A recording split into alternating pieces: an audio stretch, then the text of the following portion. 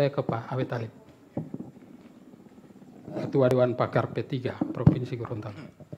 Baik, terima kasih. Bismillahirrahmanirrahim. Assalamualaikum warahmatullahi wabarakatuh. Waalaikumsalam warahmatullahi wabarakatuh.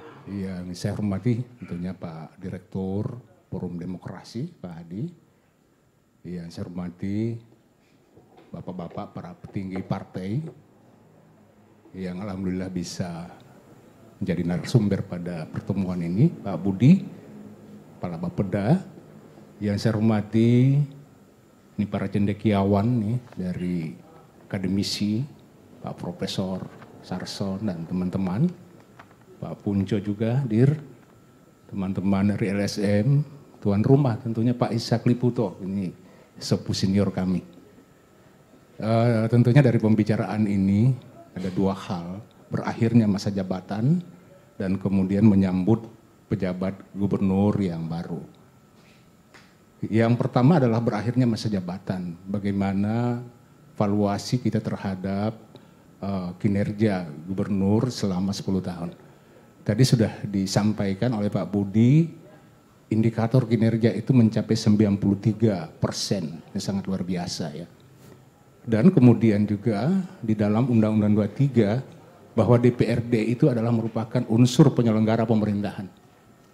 Jadi jelas bahwa kinerja gubernur adalah merupakan kinerja daripada DPRD. Itu jelas, tidak bisa dipisahkan itu. Dan DPRD itu adalah sebetulnya juga dalam arti harfiah bisa dikatakan sebagai unsur eksekutif yang melaksanakan fungsi legislatif. Kita tidak murni itu berdiri sendiri. Kita masih tetap di bawah payung Undang-Undang 23 yang dikendalikan melalui Menteri Dalam Negeri. Ya sama-sama itu di sana. Sehingga tidak bisa kita mengklaim bahwa kita terpisah dari apa yang dilakukan oleh gubernur. Tetapi Dewan bertanggung jawab terhadap apa yang dilakukan oleh gubernur hingga pada saat ini. Saya dalam kesempatan ini ingin menyatakan bahwa bagaimana evaluasi sebetulnya sudah clear. Sudah clear di tingkat Dewan itu sendiri. Dan itu dilakukan oleh gubernur setiap tahun melalui LKPG. Ya, jadi tidak ada lagi yang disebut dengan dissenting opinion dalam pertemuan malam hari ini. Yang ada mungkin second opinion. Dan saya ingin sedikit menyampaikan second opini. Karena memang praksi saya sudah menyampaikan di forum paripurna Dewan. Dan yang terakhir pada bulan lalu ya. Dan itu sudah, saya ingin melihat menggambarkan sedikit bahwa memang tidak ada perjalanan ini yang sempurna. Tadi juga sudah disampaikan oleh Pak Budi menyangkut hal tersebut. Ada pasti kekurangan-kekurangan yang kita temukan. Kita lihat dulu bagaimana kemampuan fiskal daerah kita. APBD kita hanya berkisar kurang lebih 1,8 dan bahkan turun menjadi 1,7 terakhir ini. Dan kemudian kebutuhan fiskal kita itu begitu besar. Dana yang mengikat kita itu sudah 70% saat ini. Yang ada tinggal 30%, kurang lebih 400 miliar saja. Yang itu dana bebas, yang dilepas untuk belanja modal, kemudian untuk kepentingan-kepentingan kebutuhan pemerintahan lain. Misalnya untuk bantuan sosial, untuk hibah dan lain sebagainya, untuk juga menampung aspirasi dan lain sebagainya. Sehingga dari dana yang kecil ini, ya dibutuhkan tentunya kreativitas inovasi daerah, dalam rangka meningkatkan pendapatan asli daerah yang kurang lebih 400 miliaran tadi. Dan itu hanya dari 6 sumber. Yang terbesar adalah dari BBNPKB, dari kendaraan bermotor kita yang mencapai hampir kurang lebih 400 miliar rupiah. Sisanya itu adalah dari retribusi yang kecil-kecil. Yang terbesar yang terakhir itu adalah retribusi dari pelayanan rumah sakit Ainun. Ya agak sedikit membaik karena memang fasilitas sudah dibenahi dan kemudian ada, tetapi yang namanya pelayanan kesehatan itu hanya berputar begitu.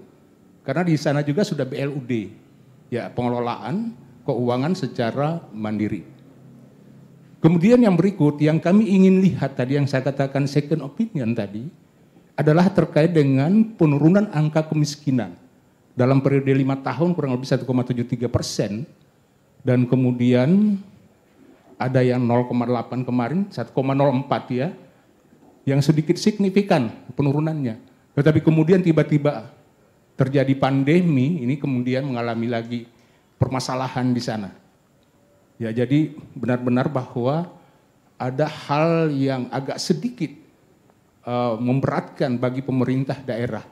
Berhasil menekan sedikit angka kemiskinan 1,73. Sehingga urutan dari Provinsi Gorontalo yang tadinya 5 besar menjadi masuk pada deretan yang ke-6.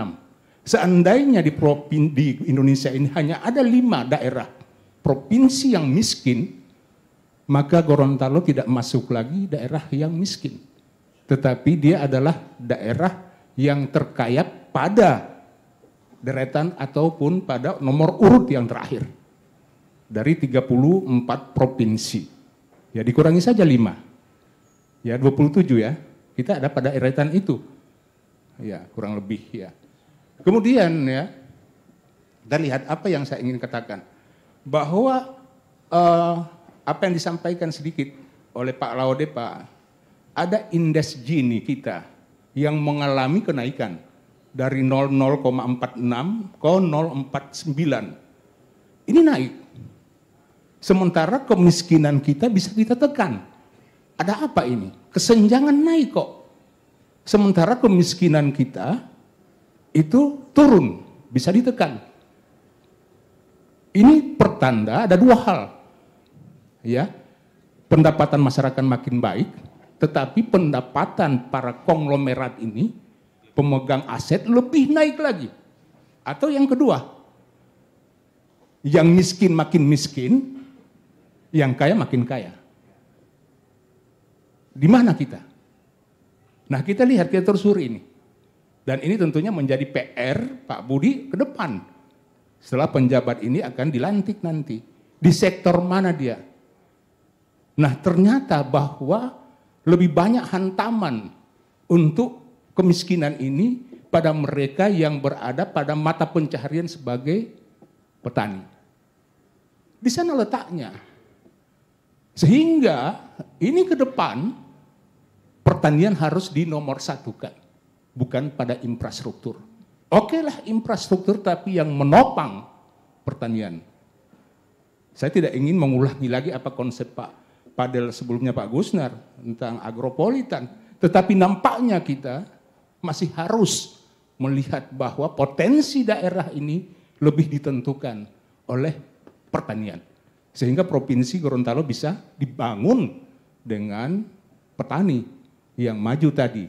Jadi maju, mandiri, unggul itu adalah tentunya dari sektor pertanian. Apapun nanti yang akan dilaksanakan oleh pemerintah harus mengacu pada bagaimana peningkatan kesejahteraan masyarakat. Dan kesejahteraan masyarakat ini ada pada sektor pertanian tadi. Yang ini tentunya ada datanya menyangkut hal itu. Sementara di kota Gorontalo ini ya memang terpukul tetapi sedikit goyah dan kemudian mudah pulih. Tetapi bagi mereka yang pemegang aset di pertanian ini, ya kadang-kadang harus melepas asetnya. Tanahnya harus dijual dan lain sebagainya. Belum kemarin-kemarin juga korban jadi dari forex dan lain sebagainya. Ini juga antara lain menjadi sebuah penyebab sektor itu yang tentunya menjadi bidikan untuk waktu yang akan datang. Jadi ini second opinion, tidak ingin meralat atau dissenting opinion terhadap apa yang sudah disampaikan oleh praksi pada Dewan yang lalu yang menilai secara menyeluruh bahwa kinerja gubernur baik dalam penyelenggaraan pemerintahan karena itu juga adalah merupakan bagian daripada kinerja Dewan. Kemudian yang berikut, soal penjabat. Sampai saat ini kita juga belum tahu siapa orangnya. Ya. Dan memang tidak pernah dilakukan mekanisme persetujuan ataupun rekomendasi Dewan. Ini sebuah hal yang anomali yang bertentangan dengan sistem demokrasi. Padahal para daerah harus lahir dari sebuah sistem demokrasi, merupakan pilihan rakyat, sehingga supremasi politik benar-benar berada di tangan rakyat.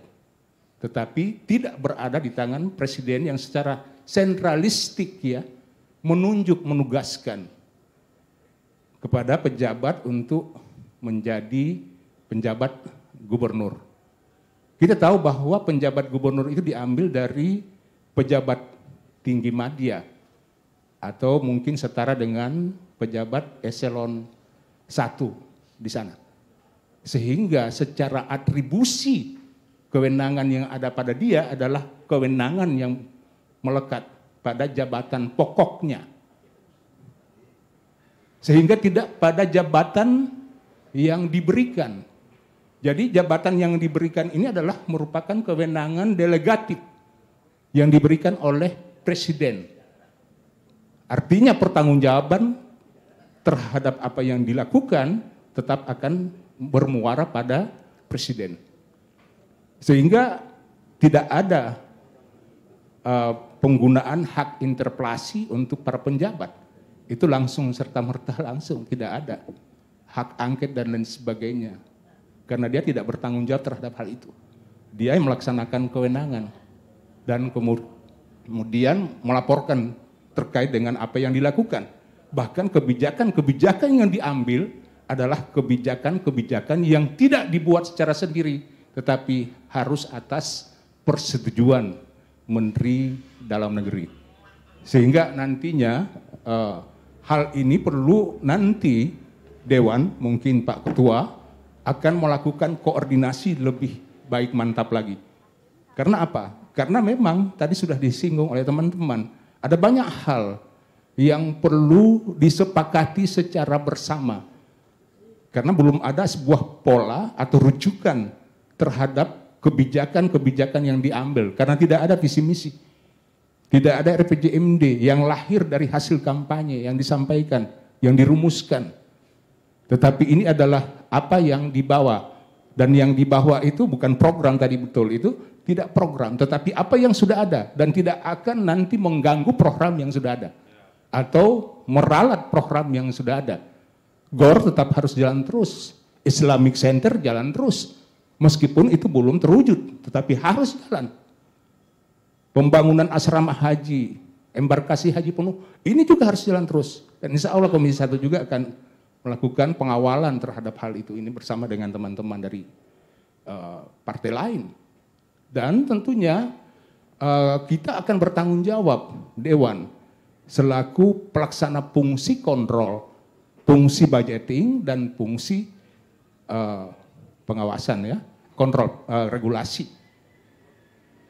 Nah, kami tentunya sudah menyodorkan yang disebut dengan POKIR, pokok pikiran. Dan kami berharap bahwa POKIR ini bisa dilirik oleh pemerintah melalui Bapeda kurang lebih 10% dari anggaran APBD yang 400, tinggal 400 itu adalah porsi, sebagian porsi Dewan untuk mengakomodir kepentingan-kepentingan rakyat yang disalurkan melalui reses atau melalui pertemuan-pertemuan atau kunjungan lapangan yang dilakukan oleh para anggota Dewan.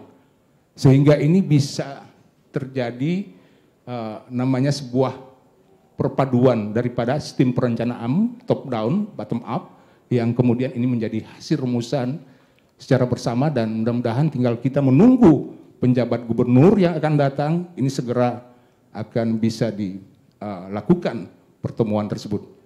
Kemudian yang terakhir, ya tentunya tadi lepas daripada Pak Rusli, Pak Idris adalah manusia biasa yang pasti juga ada kekurangan-kekurangan. Tapi beliau sudah bisa ya membuat suatu program yang tentunya saat ini dapat kita nikmati, paling tidak GOR yang masih seperti itu kondisinya. Masih ada 1,8 untuk segmen 2 yang masih harus segera dirampungkan, dan kemudian segmen 3 ke pelabuhan Peri itu yang juga masih belum. Ini agar tetap dilanjutkan untuk waktu-waktu yang akan datang, yang tentunya juga menjadi sebuah harapan kita, dan mudah-mudahan tanpa ada masalah hukum di sana. Sebagaimana juga yang saat ini yang sementara dilakukan adalah pembebasan waduk tanah untuk pembangunan waduk Belanga Ulu, ya, karena ini adalah merupakan program strategis nasional PSN yang sementara juga dilakukan, dan ini adalah untuk kepentingan kita, kepentingan Gorontalo pada khususnya untuk waktu-waktu yang akan datang. Saya kira demikian tanggapan kami, dan insya Allah penjabat gubernur yang akan datang ini adalah yang bisa segera beradaptasi, bisa segera juga sense of crisis tadi, bisa membaca apa yang menjadi tuntutan dan tentunya aspirasi kita semua. Sekian, terima kasih. Assalamualaikum warahmatullahi wabarakatuh.